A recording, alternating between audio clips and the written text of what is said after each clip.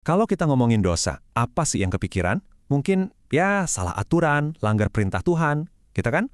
Tapi gimana kalau ternyata dosa itu jauh lebih serius dari itu? Gimana kalau setiap dosa, sekecil apapun itu, sebenarnya kayak ngebuka sebuah gerbang, gerbang spiritual yang bahaya banget. Nah, ayo kita coba kupas tuntas konsep ini. Coba deh, dengerin ayat dari kitab Kejadian ini. Ngeri banget kan? Dosa sudah mengintip di depan pintu. Ini bukan gambaran yang biasa-biasa aja ya. Dosa di sini digambarin bukan sebagai sesuatu yang abstrak, tapi kayak seekor predator. Hidup, lagi ngintai, nungguin kita lengah buat nerobos masuk. Dan ini teman-teman, bukan cuma metafora puitis, ini peringatan serius soal realitas spiritual yang akan kita bahas.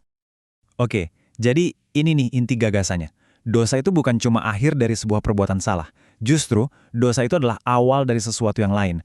Jadi, setiap kali kita dengan sadar milih untuk nggak taat, kita itu nggak cuma sekedar, melanggar aturan. Nggak, kita secara aktif lagi ngebuka sebuah pintu. Pintu buat pengaruh-pengaruh yang, ya jelas nggak kita mau, buat masuk seenaknya ke hidup kita. Nah, biar lebih kebayang ya, gimana retakan sekecil apapun itu bisa jadi gerbang yang kebuka lebar, kita bakal lihat 3 contoh tragis dari Alkitab. Ini bukan dongeng kuno ya, anggap aja nih studi kasus. Studi kasus tentang gimana sih proses kancuran spiritual itu benar-benar terjadi.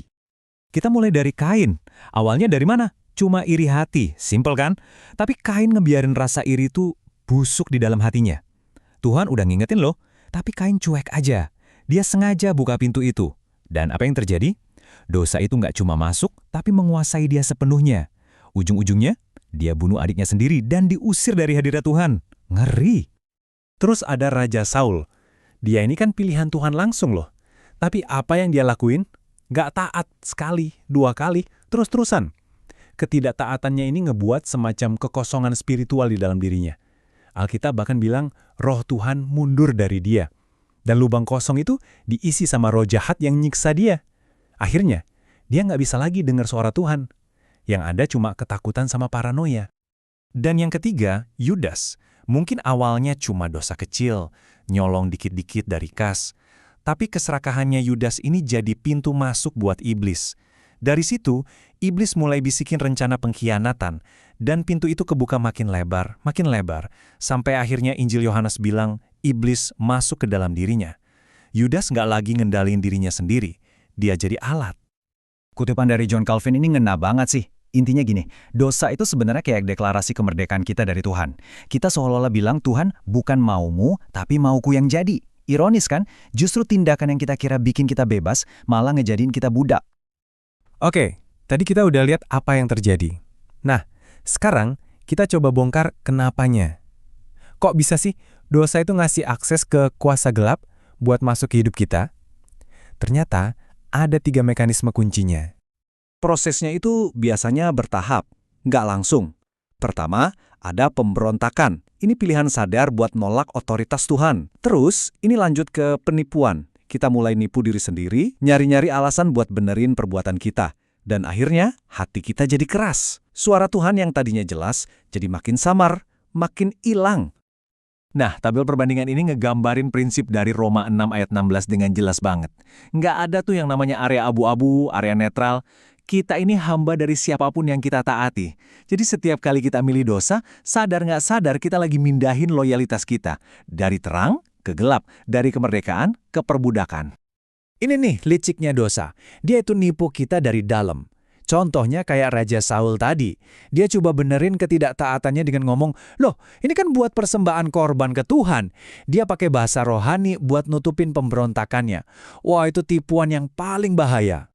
Jadi, terus gimana kalau pintu itu dibiarin kebuka? Apa yang bakal terjadi? Konsekuensinya itu bisa ditebak dan ngerusak banget. Ayo kita lihat. Ini loh jalur kehancuran yang pasti terjadi kalau dosa nggak diberesin. Ayat dari Yakobus ini bener-bener ngasih gambaran yang jelas soal siklus hidupnya dosa. Jadi dosa itu bukan sesuatu yang diem aja. Dia itu tumbuh. Dan kalau dibiarin tumbuh sampai matang, ujungnya selalu sama. Maut. Dan ini bukan cuma soal mati fisik ya, tapi kematian spiritual.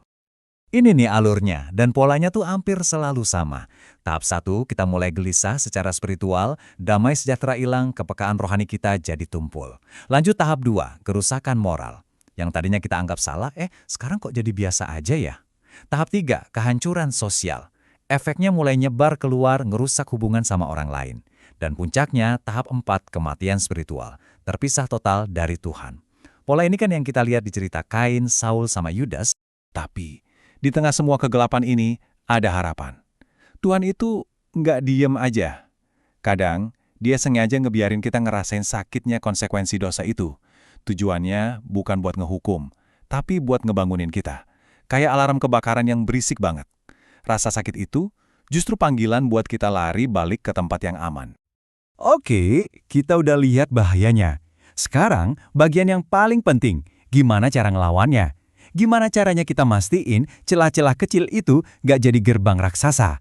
Yuk, kita geser dari cuma sekedar peringatan ke gimana caranya kita bisa menang. Paulus nggak sembarangan pakai istilah militer di sini.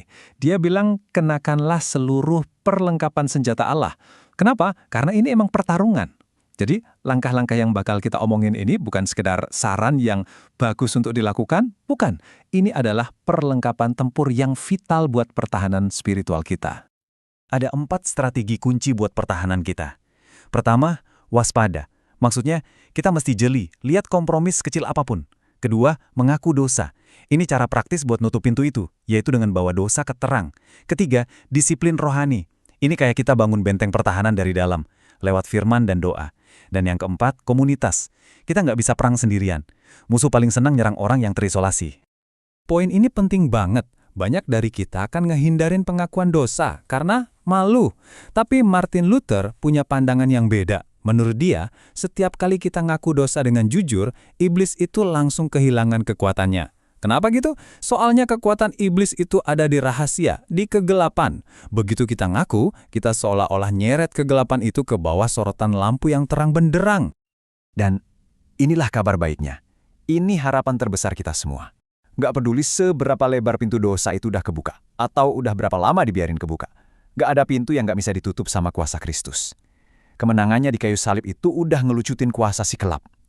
Kasih karunia-Nya itu jauh lebih kuat dari dosa manapun.